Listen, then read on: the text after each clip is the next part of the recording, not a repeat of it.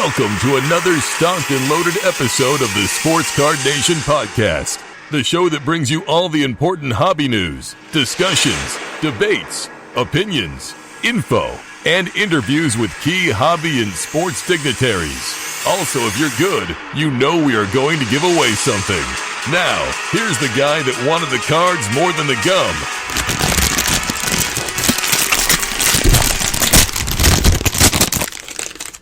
John Newman.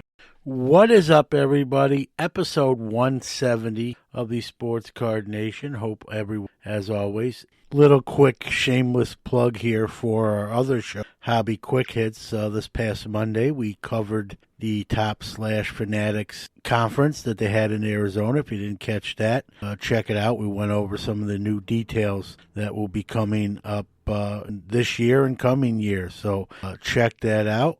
Today's guest, Anthony Celender, hails originally from Pittsburgh, but he's now located in California. We're going to talk about why, he's born and raised in Pittsburgh, a fellow Steeler fan, by the way, and but why is he in California now? We're going to cover that.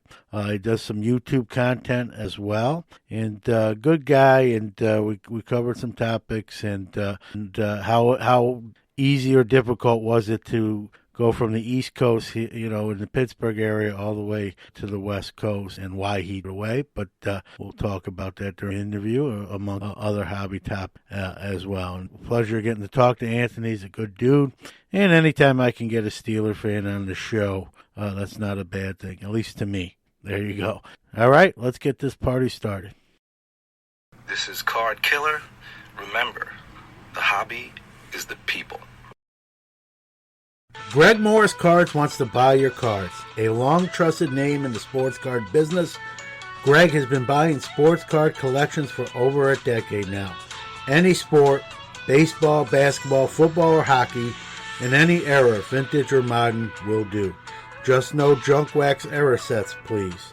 To learn more and to sell Greg Morris your cards, go to www.gregmorriscards.com. Fill out the consignment sale request form and someone will get back to you on how to get cash for your cards. Also, if you're a dealer looking to sell your collection, Greg Morris wants to talk. Plenty of dealers use Greg Morris' massive eBay platform as a way to consign their cards. Take advantage of Greg's experience in the hobby to get more bang for your buck. Ladies and gentlemen, it's time. The show starts in 5, 4, 3, 2, 1. Are you ready? It's showtime. All right, real happy to have my next guest on the Sports Card Nation guest line, and I'm not just saying that because he's a fellow Pittsburgh Steeler fan. That doesn't hurt either, but happy to have him. Anthony Celender. Did I say that right? Celender. Yeah, you were close. All right. Picksburgh on YouTube does some great content. And, when I see guys that are passionate for the hobby, they stand out. And, man, got to have them on. Then saw, it was pretty obvious you were a Steeler fan. That didn't hurt your cause either. We'll maybe get to them towards the back end of the show. We're going to talk some hobby, but kind of give sort of your hobby background. Did you grow up are you from Pittsburgh, grew up in Pittsburgh? Born and raised. I've lived in Pittsburgh all the way until January 2nd of this year. I moved to Los Angeles. So did you with cards? I mean, was it something you did as a kid? Where did it come into play for you? Yeah, so I started when I was a kid collecting Steelers, actually, believe it or not. So that was the big thing for me, was trying to collect all of my favorite players growing up. And I mean, is it the age old story, Anthony? Like, got out of it, kind of came back later, or did you really kind of stick with it like the whole way?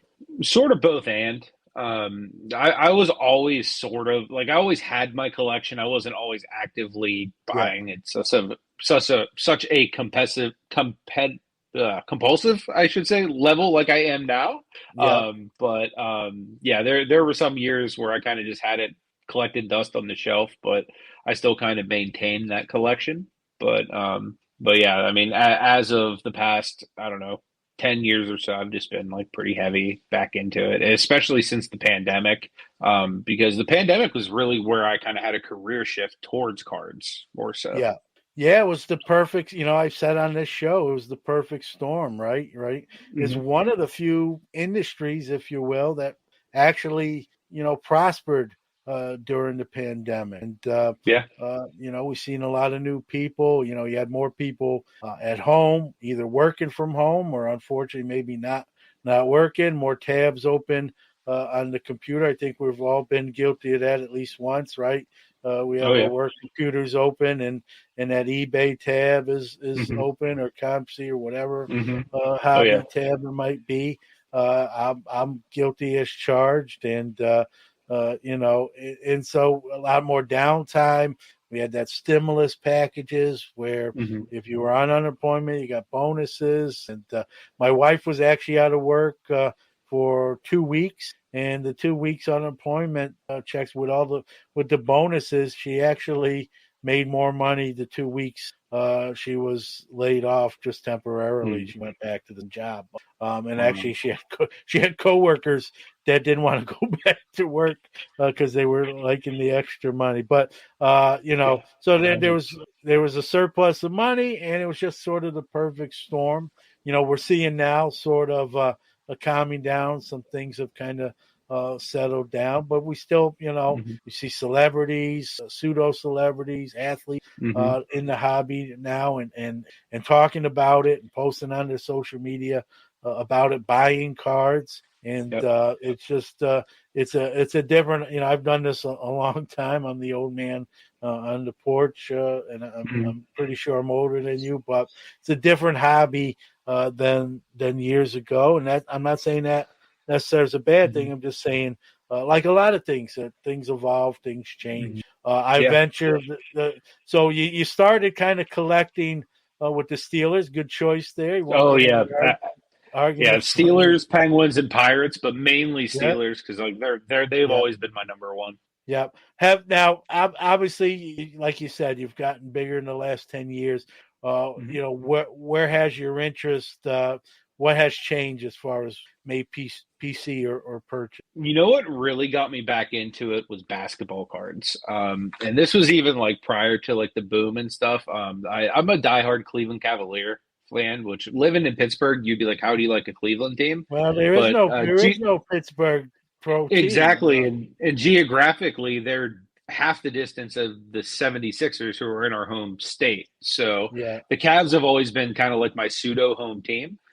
So I actually got really into collecting cards again whenever I started collecting the Cavs cards because I already had like all the Steelers I grew up on, but then like there was like a whole bunch of Cavs I needed to catch up on over the years. So filling out that kind of like re-sparked my love, kind of for the hobby.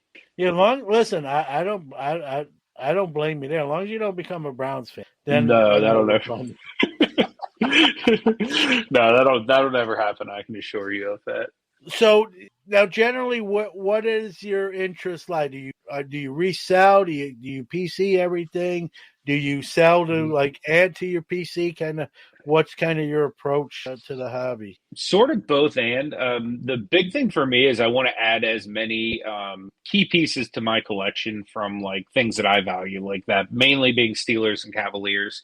You know what I mean? Like I want to have the key rookies, that kind of stuff. So I'm a collector first, like first and foremost. Like I absolutely like my cards. They're like children. They're precious. Like if I'm like that dude from the Lord of the Rings, like precious. Like that's how I feel about my cards a lot of the time. But yeah, I also will like go and buy like raw cards, send them into like, grading company, flip them. Yeah, And, it's something I've done for years just because I've always had kind of like a good eye identifying cards that will, grade typically 9 to 10.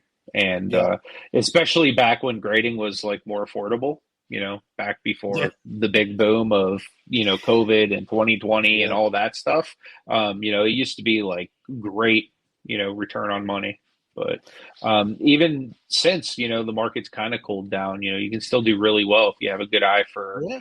number one talent, spotting it before, they kind of pop, like Joe Burrow. Like if you were stocking up on him when he tore his ACL last season, he Yep. cashed out big time this season when he made it to the Super Bowl.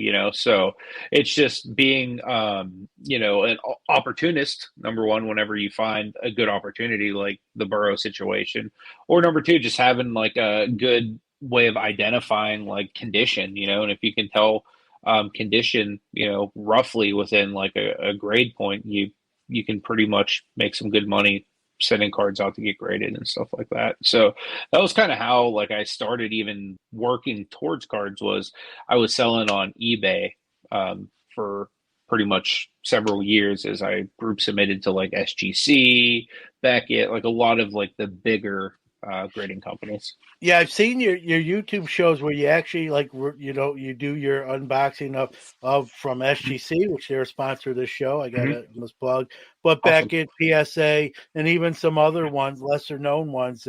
I like how you did that. What was the premise there? Where you just kind of wanted to see how each of them does, performs their job and kind of just test the landscape out? Was that really the direction? It was two-part really. The first reason was I kind of want, especially the bigger companies, the more well-known companies. I wanted to learn their grade scale and such. Like, so if I send cards in, I kind of have an idea of what I'm going to get back. You know what I mean?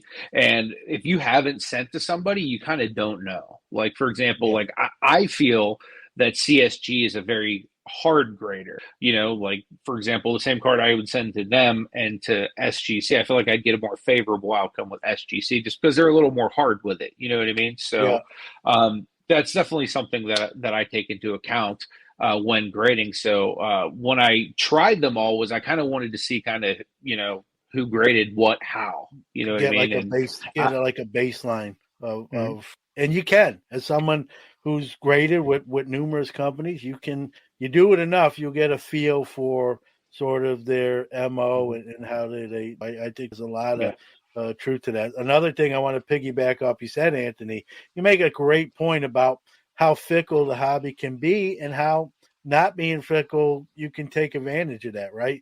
I don't get it. Joe Burrow gets hurt. I know it's a bad injury, and everyone just jumped off the Burrow boat. Like the guys, obviously we know now he almost just won the Super Bowl. But people are funny in the hobby. When someone gets hurt, they act as if like every injury is like career ending and it's over when it's not. Now, we can bring up Zion as an example. Some of these are becoming maybe some worrisome, if you will, like that. That I get, that makes a little bit more sense, but I'm talking in the respect where, the guy has the first injury and it's over already. And I don't know, I think it's, what have you done for me lately kind of mindset. But you make a great point. Burrow's a great example of that. When he got hurt, everyone was lowering the prices and it was a great opportunity to buy. And obviously, it paid off right now. And you see that happen before. I mean, even Brady, he's got 7 Super Bowl rings, right? He doesn't get to the Super Bowl this year. It wasn't a big dip, but there was a little Brady dip, and like it doesn't tarnish what he already did. Like that, that's not going away. And so. It's funny sometimes how the hobby kind of what have you done for today, and but it's a great. I've bought stuff on those premises when other people were panic selling, if you want to call it that, and or moved off somebody because they were hurt, or maybe even had a bad stretch or even a bad year. A guy can have a bad year doesn't mean that every year is going to be like that. And if you don't think it's going to be like that, it's a great opportunity to get stuff at a discounted cost. It's a great point by you. It's funny how the hobby works like that, but that's I think of some of the newer folks coming in. I think maybe that attributes that. I don't want to put it all on them. I don't think that's fair, but I'm sure that's a small percentage or a decent enough percentage where it's a factor. But it's a great opportunity to take advantage of that. Going to step aside for a real quick break, but we'll be right back after that. Are you a new sports card collector or someone that's returning to the hobby? Maybe you're just looking for a friendly, trustworthy community to hang out with and enjoy collecting. Midwest Box Breaks has been bringing collectors together for almost 4 years with affordable breaks, helpful Twitter threads, and a Discord group packed with generous people who care about the hobby and other collectors. Check out the breaks at MidwestBoxBreaks.com. First-timers can use the coupon code MBB10 and save 10% on their first order. Your first break mail will also include a bonus card so no one strikes out on their first break. Our goal is to bring you as much value as possible. We've even launched an NFT project dedicated to the hobby. Find us on Twitter at Midwest Box Break. Sports Card Nation is back with Anthony Celender. Kind of your thoughts, with Fanatics now kind of owning 3/4 of those major licenses with baseball, basketball, and football. Are you looking forward to it? Are you cautiously optimistic? Kind of where do your thoughts fall on that question? You know what? I'm looking forward to it in a sense that I expect them to do it with excellence. They also are the biggest licensor of equipment for a lot of these teams too. So I'd really like to see them get a lot more cool with the way they do their relics and stuff. Like WWE has a set, I think it's called Fully Loaded, where they actually have chunks of chair, ladder, all kinds of stuff in their cards. With Fanatics, literally being the people that make the stuff that they actually use in game, it would be kind of cool to have something really cool like that put into their product now. Being that I would imagine they have that capability. So that's the thing that I most would like to see out of it. But I think it's a good thing. I do think Panini and Topps, they'll probably still keep printing stuff into the ground. You know what I mean? And eventually we may even see another Wild West like we had in the 90s, where it was literally everybody and their mom printing cards. I don't know if you remember back in the days. I don't know if Kmart's a brand, but a brand like a national thing. But back in the day, man, you can go and get any different type of card, and they had a million different brands. What I think, and I don't want to speak for Fanatics, it's just we're all putting our speculators hats on and kind of predicting what we think is going to happen. They've pretty much said they're gonna really try to do away with the distribution model. So those big distributors might be in trouble. I think they're going to be direct to consumer, but I also think Fanatics wants to the hobby already is mainstream, but I think they want to make it even more so, where no matter, like you brought up a good point, maybe you will see it in a store that we're currently not seeing cards right now, but eventually we will. And I'm an LCS guy as a former LCS owner. I think they're going to be fine with Fanatics, and I hope that is the case, because they have a place in my heart as a former owner, and I think it's important. Yeah. You should be able to walk into a card store. I know you even did some content with going to card stores. There's something about going in the card store and having conversations with fellow hobbyists, the store owner themselves, buying cards, looking at cards. There's something that is sure, it's fun to buy stuff online too. I get it. I do it. But there's something about those in-person transactions, a card store, a card show.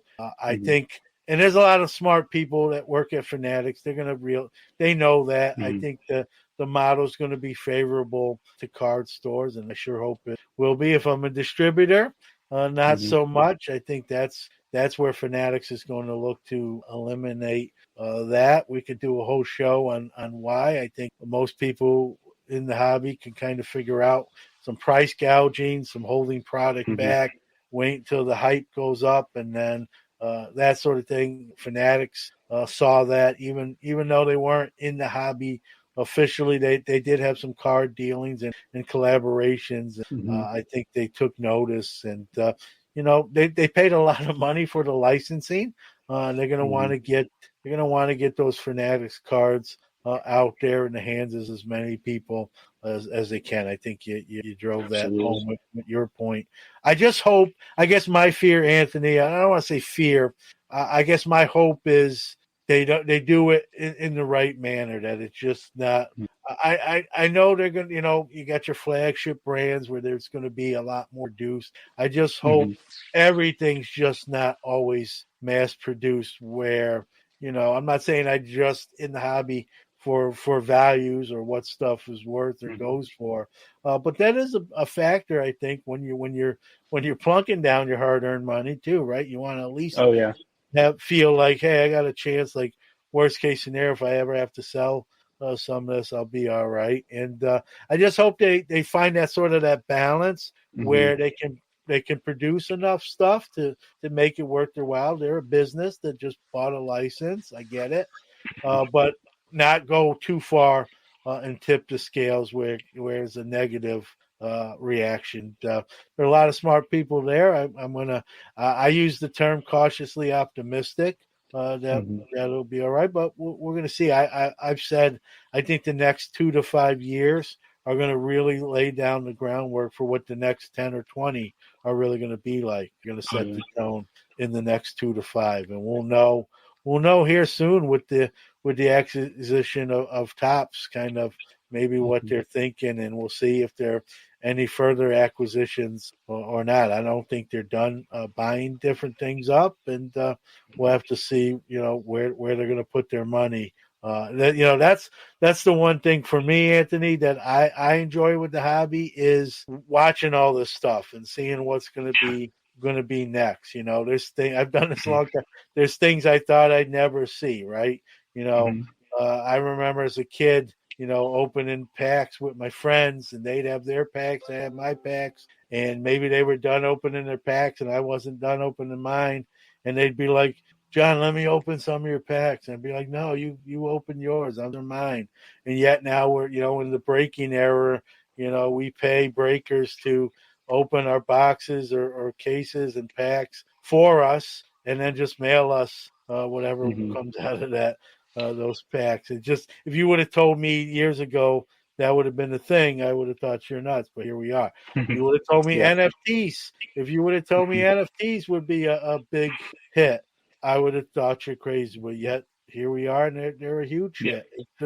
It's a different era. It's a different generation. I'm not saying that in a bad way. Things evolve.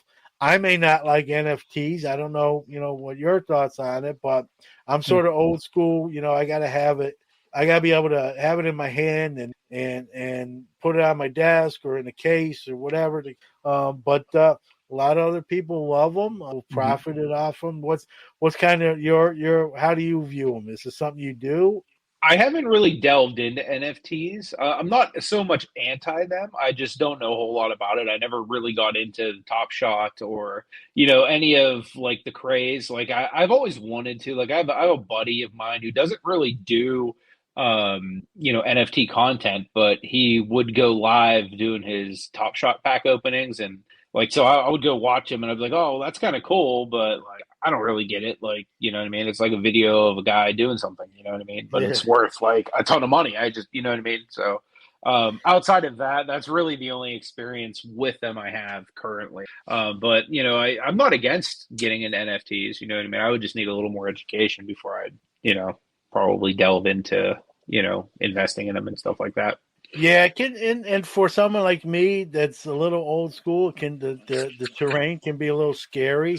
I'm more of, like I said, a touchy feely. I got to be able to, so it's not my thing. But I guess it's a different era. You can't, I guess it's easy to knock it before you try it. I know it's not something I would enjoy, and just between not knowing kind of ahead of time, I'm not going to enjoy this, and not really knowing the landscape. It's sort of a neat decision for me to say, you know what, not my thing.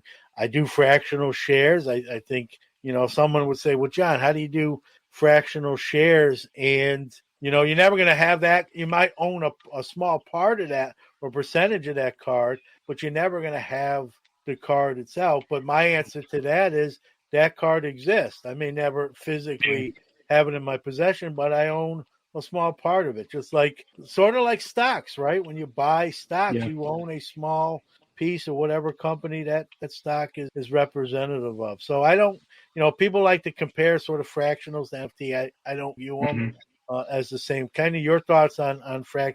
Do you do them, and kind of what do how do you view those? I haven't, just because, like, honestly, like, full transparency, like, I don't have the type of money that I'm investing in, like, Yeah, big cards. Like, my big cards are like PSA 9s. You know what I mean? Like, I'm yeah, more like the collector end, like, so like I sick out my PC, but like as far as like Michael Jordan rookies or anything like that, like I have LeBron rookies, but he's also a Cavalier, so like I got yeah, that like when it was affordable. yeah. So for the most part, like, like I might have some stuff that's pretty cool, but like anything that would be worth fractionalizing is just like completely outside my price range right now. But hopefully Well, one day I'll be able to afford the whole dang thing. yeah, well, fractionals. Here's the nice thing. Take a look. If I'm going to sound like a salesman here, and I'm not really trying to do it on purpose. Fractionals can be very cheap. They can go for $5-10 a share, and it's just kind of fun. And you can even make, not that that's what you necessarily always thinking, but you can make a little money in the long run with them. But it's just a fun opportunity. I own I don't know. I think 10 shares of the 1913 Babe Ruth, what we'll consider Nice. his first card. I mean, it was only $50 or $75. Like, maybe it was 100. Maybe they were $10 a share. But I own 10 shares, and it's kind of goofy and fun to say, hey, I own a small piece of that card. Now, Yeah. let's be real. I'm never going to actually physically have the card and own it, but even that small percentage, it's kind of fun. Something to look at, think about. All right, going to hear from one of our great sponsors, but right after that, we'll be right back with more with Pittsburgh. The Sports Card Shop is your small-town local card shop with a global reach. Located in New Buffalo, Michigan, the shop is one of the most accessible in the Midwest. In addition to being an authorized Panini Direct dealer, the Sports Card Shop carries all major trading card brands, including Topps, Upper Deck, Pokemon, Yu-Gi-Oh!, and more. With all that new wax, 500,000 singles, and showcases full of graded cards, you're sure to find something great for your collection, whether you're just starting out or a seasoned collector. The Sports Card Shop is your one-stop shop. So call us, come see us, or visit us on the web and social media. Our phone number is 269-469-0140. Website is thesportscardshop@moco.com. The Sports Card Shop is part of the Moco Retail Group, connecting sports, the hobby, and people around the world. We are back with Anthony. But I want to get into TGT grading. You're a part of that. It's Yes, sir. you're from Pittsburgh, like you said, but you're now Yes, sir. in California. Kind of how did this all give us kind of the timeline to how this all went down for you? Sure. So this actually all started via YouTube, believe it or not. So like I said, I used to do a lot of group submitting and stuff like that.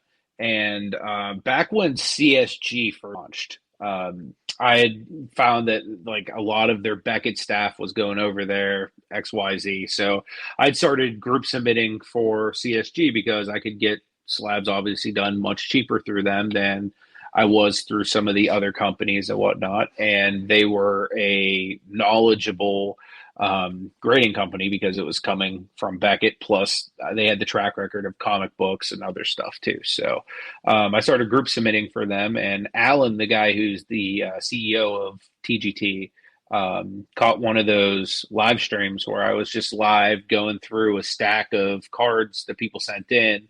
And I was going over kind of seeing which ones had flaws, what the flaws were.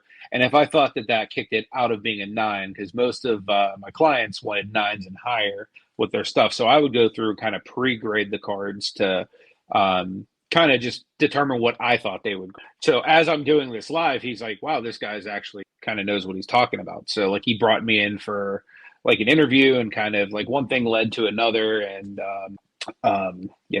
TGT became a thing. So it was just basically an idea that we had. Why the idea for me was, as a group submitter sending to all these different companies and getting multiple grades back, it's like, well, how, why, like, what are they looking at?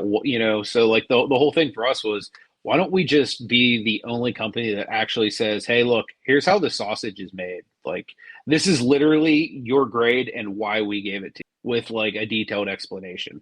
So like that was literally what it was. It was just like four guys that came together.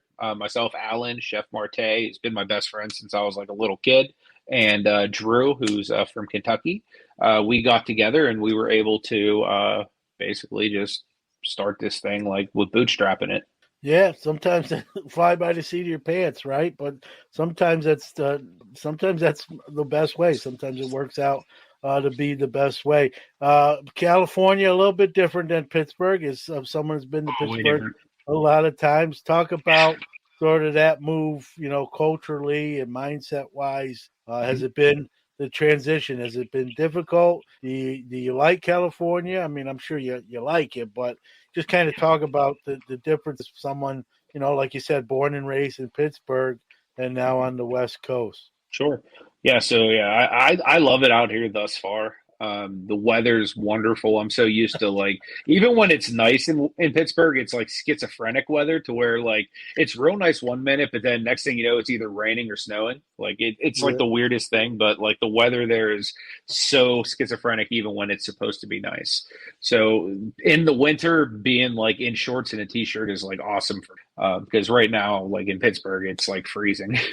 So that's nice. The biggest shock for me really was just honestly, it was the homelessness that kind of threw me off because like I live in Hollywood, so like I live like a block off of like the Walk of Fame that like they do all the red carpets on and like all that stuff. So you think of like glitz and glamour when you think of Hollywood, but like literally all down the Walk of Fame, and like nothing against like homeless people because I used to, before I got into this, used to work with homeless people. But like literally it looks like human beings have been littered on the sidewalk, tents and just sleeping bags. Like it breaks my heart, you know what I mean? Because like in Pittsburgh you see homeless people, but like you don't see like the sheer quantity of them like LA has, you know what I mean? And it's probably just because there's a lot more people here than there is in Pittsburgh.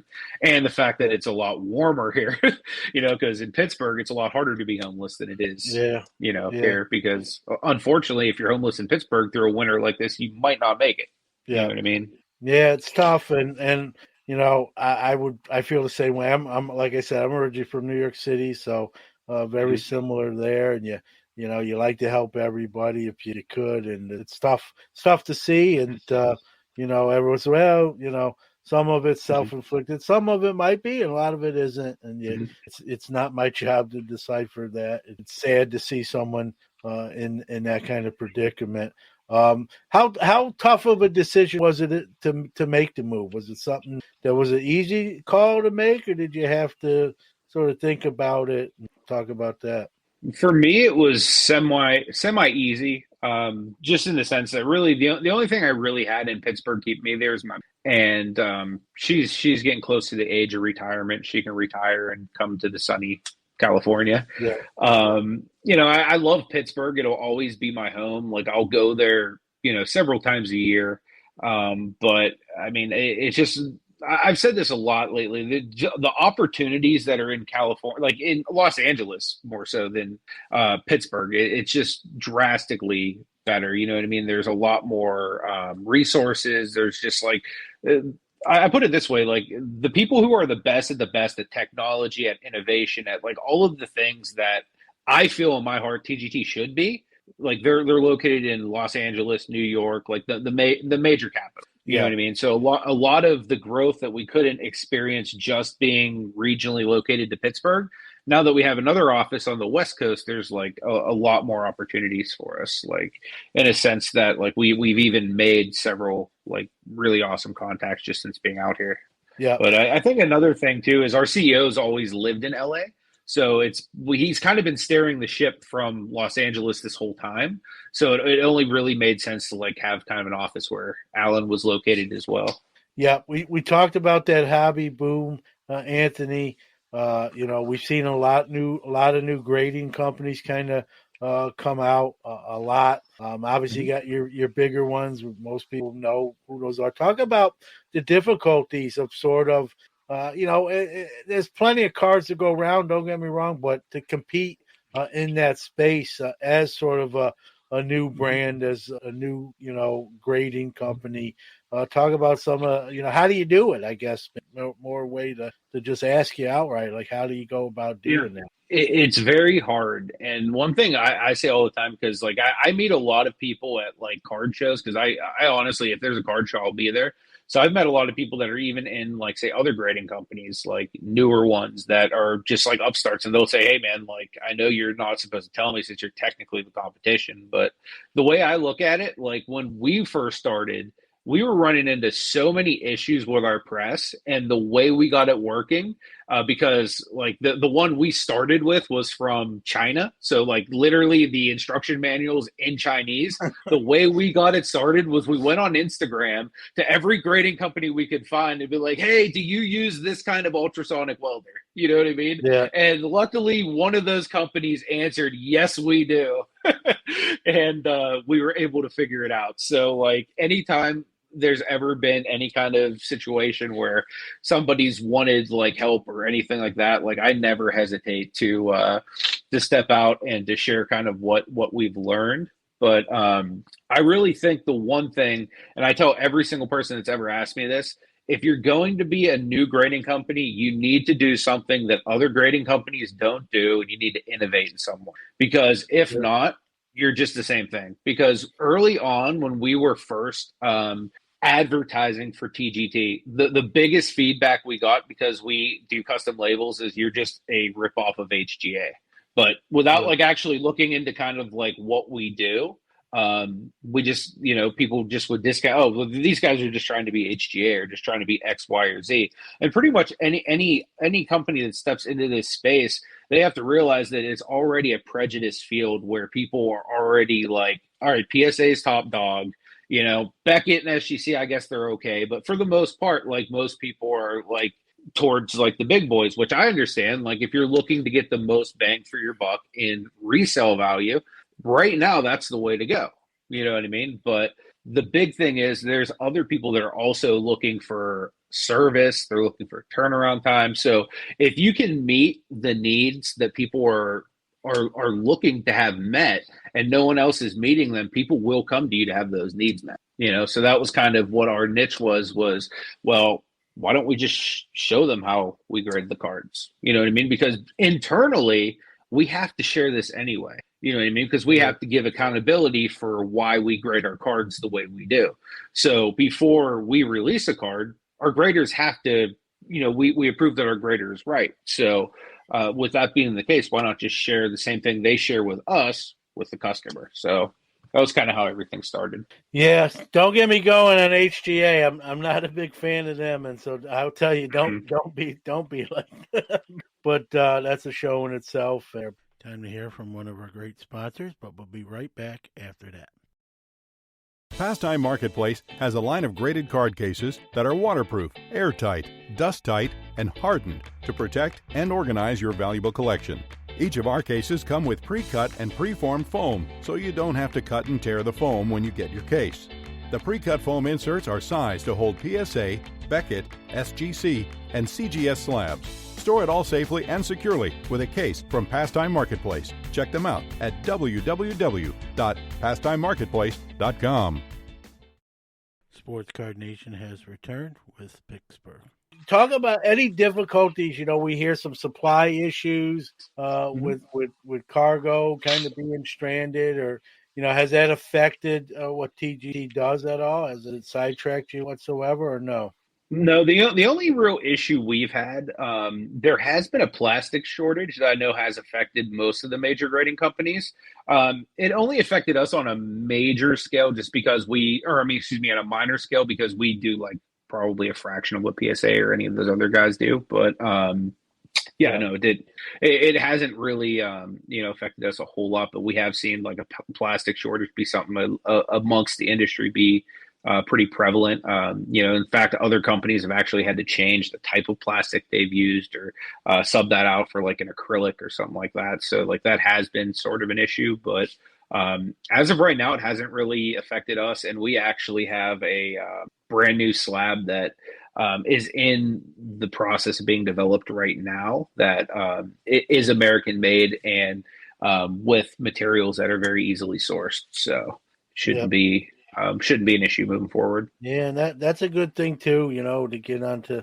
A lot of people like to buy American made stuff, and so that'll be a feather in your cap as well. What is your at right now? I'll put you on the spot. What is your average turnaround times? I mean, obviously it's just approximate, but what generally someone mails their cards to TJT, when can they expect to see them graded and back in their hands? So according to our website, it's 30 to business days. But officially, now that we're in Los Angeles, it's a lot faster than that. The only time we actually had any issue with turnaround times is when we did the move, because the moving company that picked up our press took almost a month to get it there.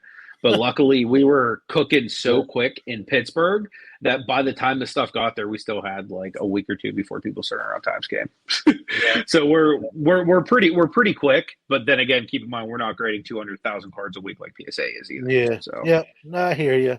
Well, it's if we good. had 200,000, we might be a little slower, but Yeah. No, makes sense. And well, good, man. Good for you. A little Steelers talk here. A little lighthearted. What are we doing at quarterback in 2022? What do you think? Man, I'm hoping they're going to pick up a free agent, because I can't go another year of Mason Rudolph. The hairs I do have on my head will I lose. already like you, Anthony. I already like you. I just like you. I'm not a Mason Rudolph guy as a Steeler fan. I think he's going to be one of those just backup guys where if he has to come in for a game or two and you have to deal with him for a game, you might be okay. But he's not a starting quarterback in this league. I think when they drafted him, obviously I think they thought he was more than what they got. I really will be disappointed if that's the starter on the first, when the season officially starts. And to me, I mean, why sign Haskins if you're not at least going to give him an opportunity? But like you, I think free agent route, maybe even a trade. We've heard Jimmy G's name be mentioned. Another guy whose name's heated up is Carson Wentz. That's my son, who's 22, is also a huge Steeler fan like me, saying he thinks it's going to wind up being Wentz. I'm not even opposed to a Mitch Trubisky, who's actually won in Chicago. It's just they weren't a fan of him and, struggled at different times. But I'll say this, without knowing what we have in Haskins, his time in Washington was very short, and it's hard to really gauge any from that. So we're kind of taking out Haskins. Even a Trubisky would be better than anything we have right now, and I wouldn't be opposed to that. But like you took the words right out of my mouth. I don't think we can go in to the season with Rudolph and Haskins. Kevin Colbert said that won't be the case. Who that other guy is, whether it's someone from the draft. I know they like Malik Willis out of Liberty, but I don't. The only way they're going to probably get him is they're going to have to move up. I don't know, and then I don't even know if they're going to be able to. So I wouldn't count on Willis as much as they like him. That's another thing Pittsburgh does, Anthony. I don't know how you feel. They always sort of tip their hand. Like when they like a guy, they scream it from the mountaintops. We love Willis. Well, you're not, if you know anything about drafts, you don't want everyone and their mother to know, who you're kind of looking at. You got to keep that close to your vest. And so I don't know if they get a Willis or a Kenny Pickett out of Pittsburgh. That's how we didn't get Darrelle Revis that one year. Yeah. And there's probably other guys we don't even know about that they kind of shot themselves in the foot on. I don't know why they do that. They're one of the few teams that that has. I'm sure they're not the only one, but I always when teams say, "Oh, we love this guy," a lot of times it's usually a smoke screen. You're trying to make people think you really, and you're looking some other way. Pittsburgh sort of uses reverse psychology, but doesn't really fool anybody. So I don't know if it's going to be I don't know if they're going to get, an early first round quarterback. maybe a Matt Corral. It's not a great quarterback class this year.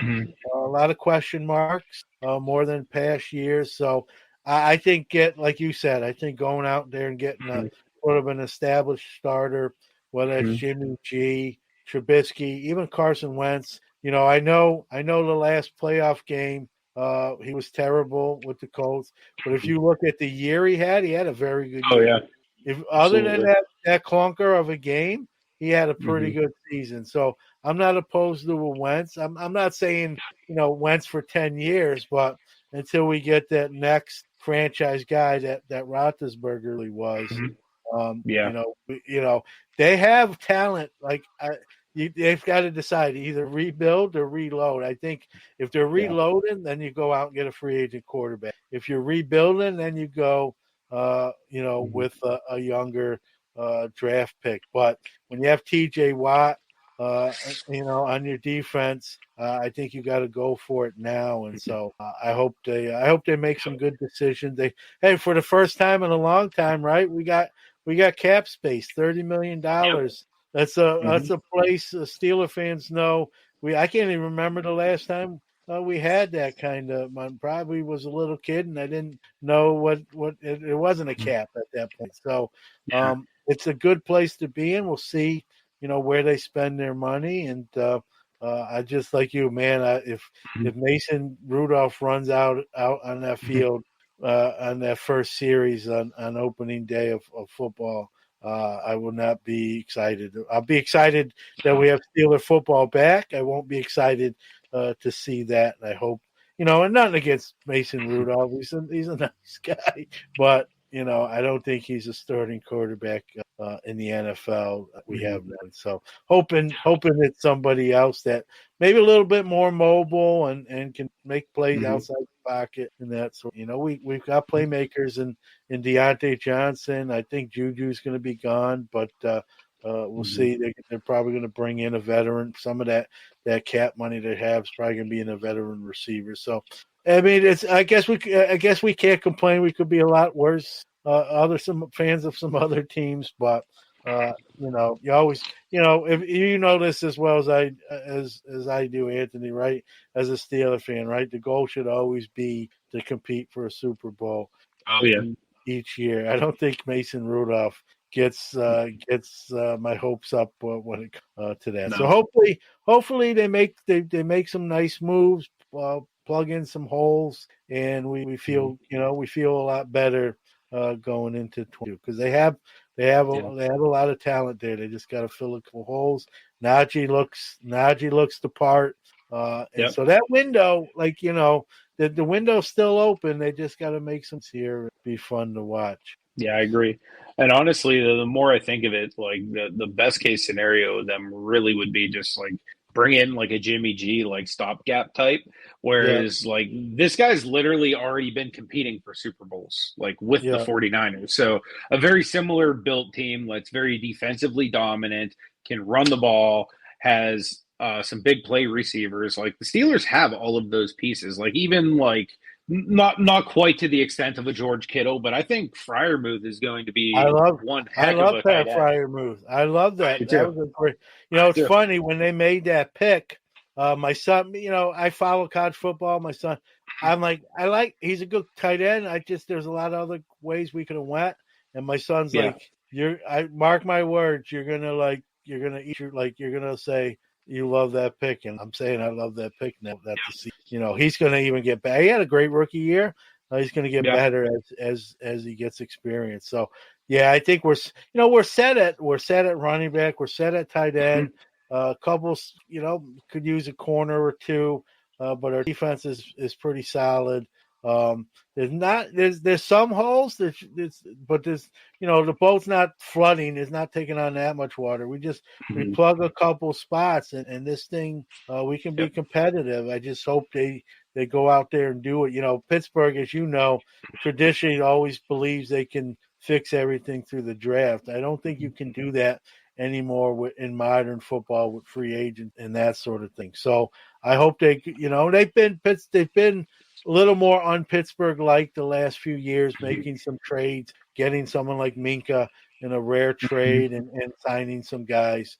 So I feel good in that respect. We'll see, but I'm not opposed to. I think it's a great analogy with Jimmy G. Just for a couple years, he's not flashy.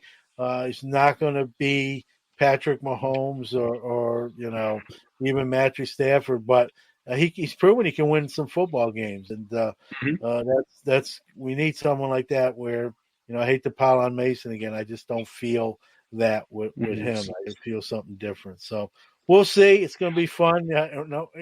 However it shakes down, we always, like I say, everyone starts 0 wins, 0 losses. We'll go from there. I want to I appreciate you coming on and sharing some of that. I appreciate you having me. Yeah, thank you. Give out your website, anything you want to plug, websites, Sure. YouTube channel, all that good stuff. Sure. So my YouTube, as you guys can see here, is just Picksburgh as it's spelled there. Also, I'm on Instagram, Picksburgh74 is me on there. Also, if you guys are interested in checking out Transparent Grading Team and actually seeing why your cards grade the way they do, it's just transparentgradingteam.com. Those are like the 3 big ways to reach me. Yep. All right. Well, Anthony, I appreciate it. Check out what Anthony's done. Great content, and now on the grading side of the house, that's awesome. It's just great story how they just kind of saw you doing that, and one thing led to another. You never know. I always say with content creation, you never know who might be watching, right? You're living proof of that. So great, absolutely great story, and continued success. And I'll be talking to you. Maybe I will have to. Well, hopefully, we'll either commiserate in misery with the Steelers or celebrate some happy times. So, absolutely. All right, Anthony. Take care. Enjoy that California weather. Thank you, man. I appreciate you having me on. You're welcome. Thank you. All right. Iron Sports Cards is your #1 source for all your PSA and other grading submissions. Their elite status improves turnaround times. Heck, they even provide the card savers. Their chat rooms provide updates on all your submissions. They also offer wax options and single cards to cover all the bases. Check them out on Facebook at Iron Sports Cards Group or on the web at ironsportscards.com.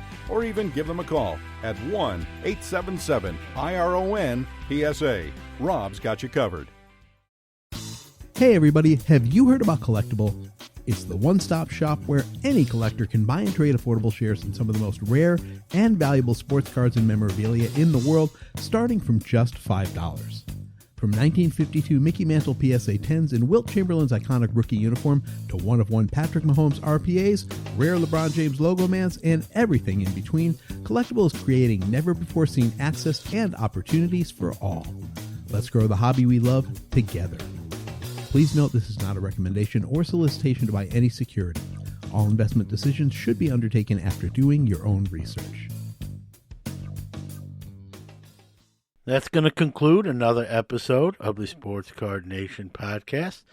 I want to thank you out there, the listeners who download the show. I want to thank our sponsors who make it possible to get this show done.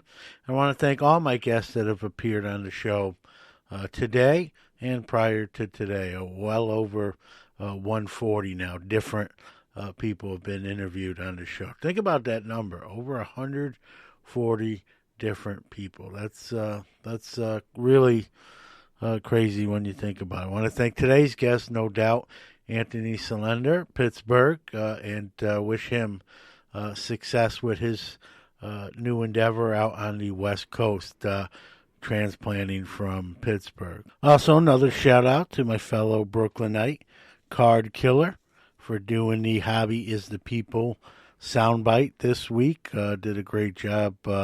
Love that guy. And anyone who wants to do that, contact me. I'll tell you how to do it.